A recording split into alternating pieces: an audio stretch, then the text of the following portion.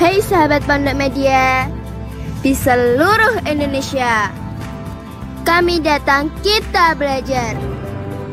Jangan lupa subscribe, klik tombol lonceng, like, comment, and share ya, agar kalian dapat update video terbaru dari.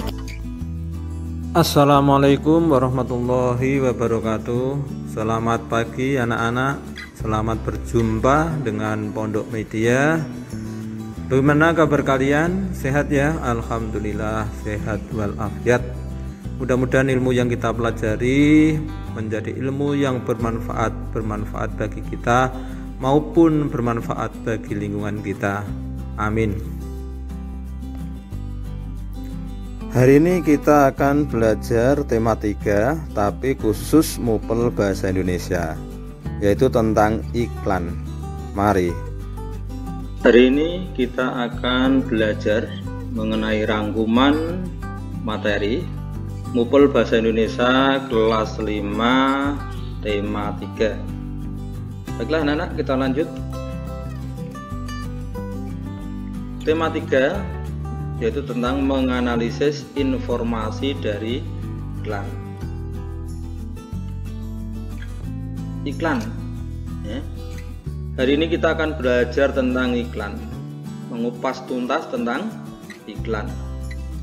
Iklan adalah suatu bentuk informasi yang dilakukan oleh seseorang, instansi atau lembaga, atau perusahaan yang isinya berupa pesan yang menarik tentang sebuah produk atau jasa yang ditunjukkan kepada khalayak. Anak-anak tentunya sudah terbiasa melihat iklan ya, iklan di mana-mana. Hari ini kita akan kupas tuntas iklan itu. Tujuan iklan adalah untuk yang pertama, memberikan informasi kepada khalayak mengenai suatu produk, barang, atau jasa, merek, perusahaan, atau suatu ide. Iklan menggunakan bahasa persuasif dengan menonjolkan kelebihan produk jasa yang ditawarkan. Nanti kita akan bahas apa itu persuasif ya. Kemudian yang kedua, mempengaruhi ya, tujuan yang kedua mempengaruhi orang lain yang merupakan target market untuk menggunakan dan membeli produk atau jasa yang ditawarkan kepada mereka. Itu tujuan iklan. Kita lanjutkan unsur-unsur iklan ya, unsur-unsur iklan ini ada 7. Yang pertama adalah headline. Headline itu adalah judul atau kepala tulisan iklan. Headline ini berfungsi untuk menarik perhatian awal pembaca. Headline yang menarik dapat menahan mata untuk berhenti sejenak melihat produk yang ditawarkan. Sama kalau kalian pergi ke suatu berjalan-jalan, mungkin melihat iklan di jalan, iklanku kok judulnya, headline-nya kok menarik. Seketika mata kalian akan tertuju ke situ dan membacanya ya. Kemudian yang kedua adalah subjudul. Subjudul iklan bertugas menjabarkan pesan yang terdapat dalam judul iklan, namun ringkas dari isi iklan. Subjudul berfungsi untuk menggiring pembaca agar lebih memperhatikan iklan. Subjudul dapat diletakkan di atas headline ataupun di bawahnya, tergantung tata letaknya ya. Kemudian yang ketiga adalah isi iklan. Isi iklan ditulis menggunakan jenis huruf yang lebih kecil daripada subjudul. Kemudian yang keempat adalah komposisi warna dan gambar yang menarik. Nah, ini tentunya sang pembuat iklan harus bisa membuat gambar yang menarik sesuai dengan isinya. Gambar menarik juga harus sesuai dengan isinya. Kalau menarik saja tidak sesuai dengan isinya, nah ini nanti yang membaca iklan tidak akan tertarik. Warna memiliki fungsi komunikasi dan menarik perhatian. Warna tidak hanya memperbaiki penampilan, tetapi juga menanamkan memori bagi pembaca, selalu teringat. Seperti suatu iklan yang berwarna didominasi warna merah, seseorang itu akan mengingat, oh, warna merah itu iklan ini, gitu. Kemudian gambar yang digunakan dalam membuat iklan harus sesuai dengan tema tadi sudah ya. Sesuai dengan tema itu sendiri, pilihlah gambar yang jelas dan menarik. Kemudian yang kelima adalah slogan atau kata kunci.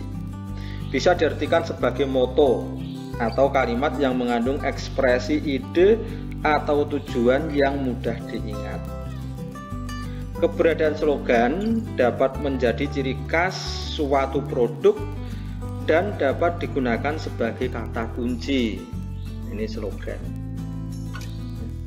merupakan kata kunci. Kemudian yang keenam, kalimat iklan. Iklan harus disajikan dengan kalimat yang mudah dipahami. Pemilihan kalimat harus singkat, padat, dan jelas. Kalimat iklan juga harus mengandung unsur persuasif. Nah, ini tadi di depan ada kata persuasif ya. Persuasif itu artinya membujuk secara halus atau mengajak secara halus dan provokatif. Nah, kalian mungkin sudah sering mendengar kata provokatif. Artinya apa? Memengaruhi. Kalimat iklan seharusnya bisa memengaruhi pada konsumen ya, yang melihat itu sehingga ada timbul keinginan untuk membeli atau menggunakan barang itu ya. Kemudian yang terakhir, yang unsur yang ketujuh yaitu nama dan alamat yang bisa dihubungi. Tetapi terkadang iklan itu tidak mengandung ke-7 unsur itu, mungkin hanya 6, 5 atau bahkan 4 saja ya. Kita lanjutkan. Nah, ini contoh iklan ya, unsur-unsur iklan. Contoh kita coba untuk melihat unsur-unsur iklan yang terdapat dalam iklan ini. Yang pertama tadi apa? Headline atau judul. Nah, ini judulnya, restoran Saung Jamur. Kemudian subjudulnya mungkin ayo ke Saung Jamur. Kemudian isi iklan. Nah, isi iklan itu ini aneka masakan jamur organik, lezat, menu vegetarian. Nah, mungkin nanti bisa ditambah ini isi iklan ya, daftar harga beserta gambarnya. Kemudian yang keempat, komposisi warna. Nah, ini didominasi warna merah dan kuning. Ini bisa menarik. Oh, kalau ingat warna merah dan kuning, ingat Saung Jamur, restoran Saung Jamur. Kemudian yang selanjutnya adalah slogan. Nah, slogannya mungkin ini, 7 alasan makan di Saung Jamur. Kemudian kalimat iklan. Nah, kalimat iklan ini juga bisa dikatakan kalimat iklan ya. Ini merupakan cateringnya. Kemudian nama dan alamat yang bisa dihubungi. Nah, ini di sini ya. Nah, ini termasuk unsur-unsur iklan yang unsur-unsurnya termasuk lengkap. Kita lanjutkan. Kemudian hal-hal yang ada dalam iklan yang efektif. Ada 5. Yang pertama, attention. Bisa menarik perhatian masyarakat umum. Jelas, karena tujuan iklan itu adalah untuk menarik perhatian ya. Kemudian yang kedua adalah interest. Bisa menimbulkan minat sehingga menimbulkan rasa ingin tahu secara rinci ya. Itu interest. Kemudian desire. Nah, setelah konsumen tadi, calon konsumen tadi minat, maka sesuatu yang menggerakkan keinginan konsumen. Desire itu sesuatu yang menggerakkan keinginan konsumen. Keinginan untuk apa? Nah, untuk lebih tahu lebih rinci tadi interest, kemudian menggerakkan keinginan konsumen mungkin untuk mencoba, membeli, menggunakan. Dan hal yang keempat adalah conviction atau rasa percaya. Rasa percaya ini bisa ditambah dalam iklan ya untuk membuat rasa percaya pada konsumen, calon pembeli atau masyarakat umum.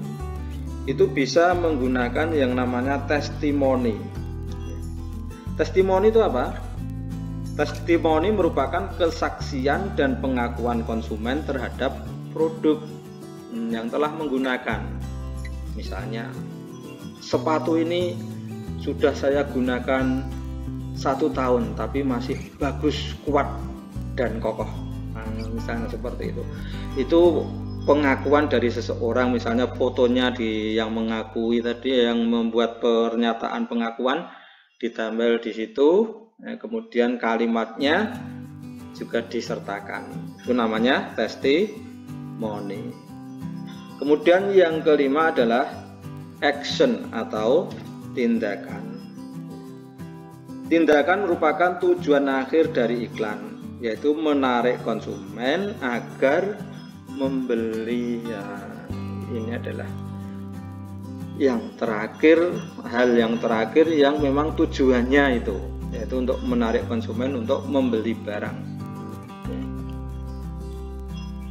Kita lanjutkan. Manfaat iklan bagi pengiklan. Yang pertama, produk atau jasa yang diiklankan akan dikenal atau lebih terkenal di masyarakat luas. Ini jelas ya. Kemudian yang kedua, konsumen baru semakin bertambah sehingga meningkatkan angka penjualan produk atau jasa yang diiklankan. Kalau produk dan jasa angka penjualannya meningkat, maka keuntungan pihak pengiklan akan meningkat juga. Nah, ini manfaat ketiga bagi pengiklan. Kemudian yang terakhir, meningkatkan brand awareness sebuah merek di masyarakat luas sehingga masyarakat mudah mengidentifikasi produknya. Ini ada kata-kata brand awareness. Ini apa? Brand awareness merupakan kesadaran merek. Mungkin kita sadar merek misalnya ya dengan spontan tanpa harus mengingat merek itu ada di benak kita. Kita tidak sadar mengucapkan, kita spontan ya, bukan tidak sadar, spontan mengucapkan merek itu. Itu namanya brand awareness, kesadaran merek. Nah, kita lanjutkan. Kemudian ciri-ciri iklan ya.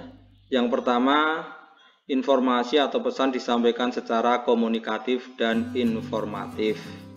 Sudah jelas. Iklan menggunakan kata-kata yang persuasif, tadi sudah. Persuasif apa tadi?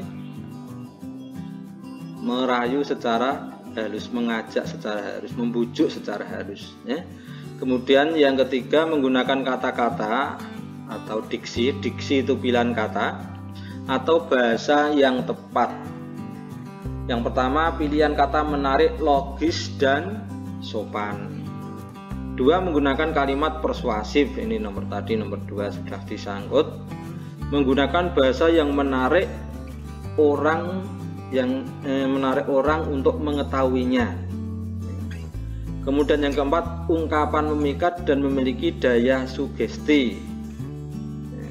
Kemudian yang kelima, teks iklan harus menuju sasaran.